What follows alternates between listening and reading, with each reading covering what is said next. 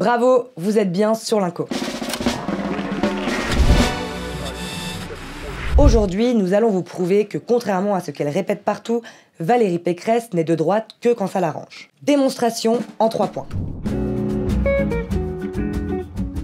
La nouvelle candidate LR au présidentiel, Valérie Pécresse, multiplie les grandes déclarations. Baisse drastique de l'immigration, contrôle des frontières, durcissement du regroupement familial ou encore révision du droit du sol, elle met un étonnant coup de barre à droite en prônant un nécessaire choc d'autorité pour notre pays. Beau programme. Pourtant, en 2010, elle co-signait une étrange tribune intitulée « Appel pour une république multiculturelle et post-raciale » aux côtés de Rokhaya Diallo, Lilian Thuram, Ramayad ou encore Christiane Taubira. Une invitation au changement de la société française pour qu'elle s'accepte enfin telle qu'elle est, c'est-à-dire diverse. Pourtant, en 2016, Valérie Pécresse se rendait à un iftar, à l'invitation de l'Union des associations de musulmans de Seine-Saint-Denis, une sorte de réseau islamiste proche des frères musulmans qui contrôle plus d'une 60aine de mosquées en banlieue parisienne.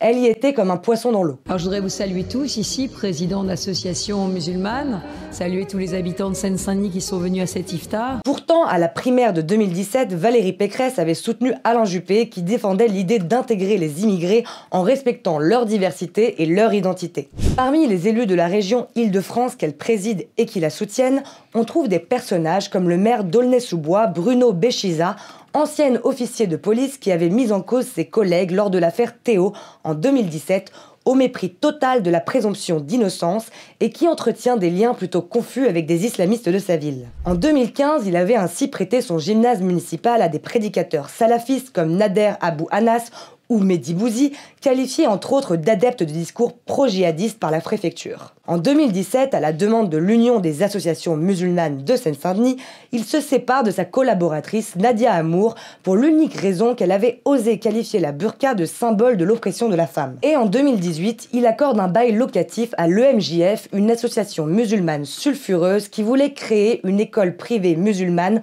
hors contrat dans les locaux d'une ancienne école publique. Pour justifier son départ des Républicains en 2019, elle avait reproché aux cadres du parti de ne pas s'ouvrir à la France d'aujourd'hui, clamant que de son côté, elle était prête à rassembler les conservateurs et les progressistes. Bon, aujourd'hui, Valérie Pécresse fait un retour flamboyant chez LR et au vu de ses discours depuis le début de sa campagne, elle a bien changé. Mais est-ce bien sûr ? Eh bien non, la semaine dernière, les internautes ont mis en lumière l'existence d'un étonnant événement. L'association Je Consomme Noir organise au hasard ludique, dans le 18e arrondissement de Paris, un marché de Noël communautaire rassemblant des produits de créateurs africains ou afro-descendants. Et qui pour sponsoriser cet apartheid ludique ? La région Île-de-France de Valérie Pécresse, bien sûr. 8 000 € de subventions, tout droit sortis de la poche du contribuable, distribués généreusement par Madame Pécresse pour assurer la continuité de la politique multiculturelle qu'elle prenait déjà aux côtés de Madame Diallo en 2010. On est donc bien loin de la politique de fermeté dont se réclame aujourd'hui Valérie Pécresse.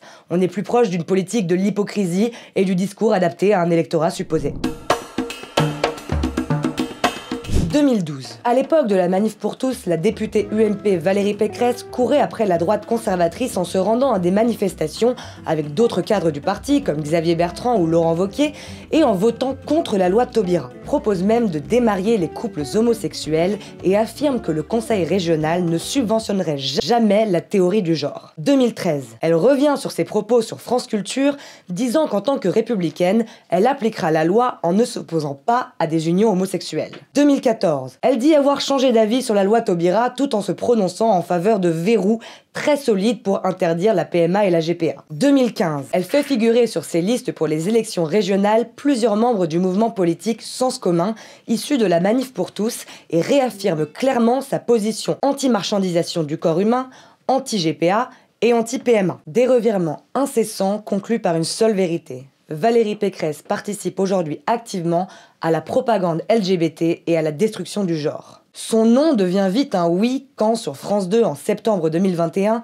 Valérie Pécresse qualifie la Manif pour tous de violente et assure que si elle avait été députée à l'époque, elle aurait voté oui à la PMA pour tous. Soucieuse de s'attirer les faveurs de l'électorat LGBT, elle procure un soutien financier à la Marche des Fiertés, toujours par le biais du Conseil régional d'Île-de-France. Un autre exemple, peut-être le plus criant, c'est le CRIPS. Le CRIPS est un organisme chargé de développer les politiques de prévention santé sur le territoire francilien, historiquement créé pour lutter contre la propagation du sida chez les jeunes. Cet organisme est largement financé par la région Île-de-France puisqu'en 2019, le budget du CRISM s'élevait à 4,4 millions d'euros, dont les 2/3 venus du conseil régional, c'est-à-dire 3 millions d'euros de subventions directement sorties de la poche du contribuable. Mais derrière son allure d'organisme de santé, le CRIPS fait la promotion sur son site d'activités pédagogiques visant à discuter avec des jeunes de 13 à 25 ans de leurs pratiques et de leurs plaisirs sexuels. Il intervient dans des établissements scolaires pour y organiser des jeux avec les élèves dans le but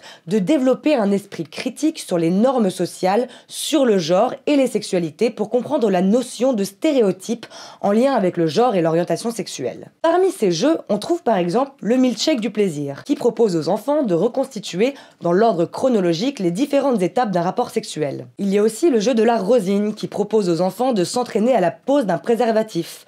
Et enfin, le jeu Qui est-ce, qui propose d'éliminer des personnages en fonction d'informations données sur un profil recherché. Seulement voilà, le jeu est construit de sorte qu'il est impossible de déterminer si le personnage recherché est un homme ou une femme pour permettre de débusquer tous les stéréotypes sexuels, sexisme, homophobie, sérophobie, de déconstruire les stéréotypes de genre et de promouvoir l'indifférenciation. Sur la chaîne YouTube de l'association, dont les vidéos dépassent rarement les 100 vues, heureusement, on s'interroge sur les pratiques sexuelles comme l'orgasme, l'intersexualité, en proposant de déconstruire l'hétérosexualité, mais aussi sur la polyconsommation de drogues douces et de drogues dures, où on nous explique que faire en cas de bad trip. Tout ça, bien évidemment, en écriture inclusive et en parlant de personnes à vulve pour ne pas dire femme et de personnes à pénis pour ne pas dire homme.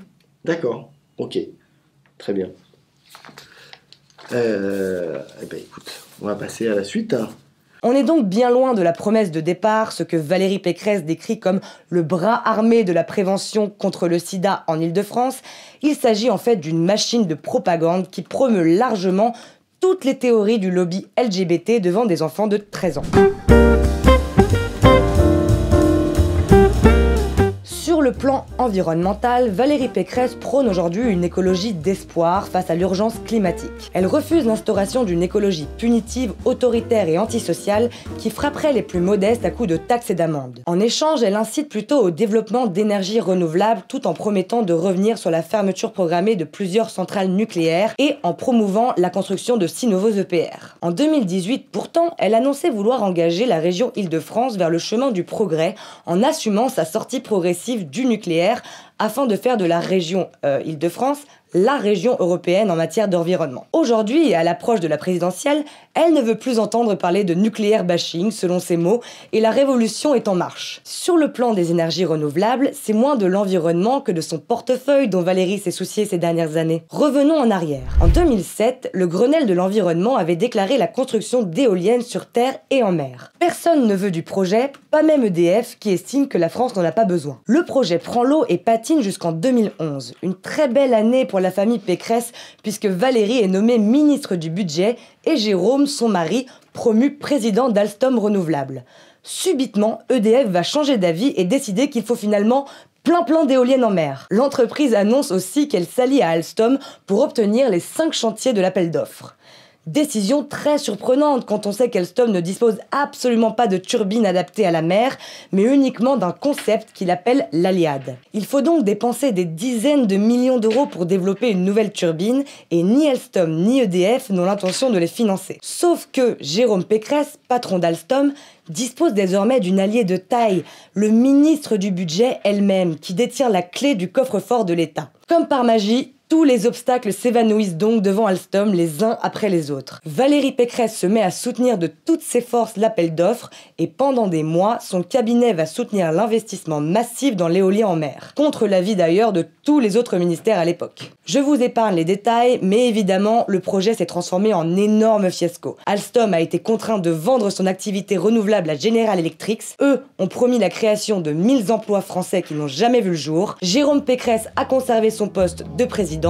La France a perdu des millions et le climat est toujours aussi déréglé. Merci d'avoir regardé cette vidéo. N'oubliez pas de mettre un pouce bleu et un petit commentaire si la vidéo vous a plu. Abonnez-vous et à très bientôt sur l'Inco. Aujourd'hui, le sujet, c'est celui de la propreté. Moi, je veux une région propre. Et rien de tel qu'une femme pour faire le ménage.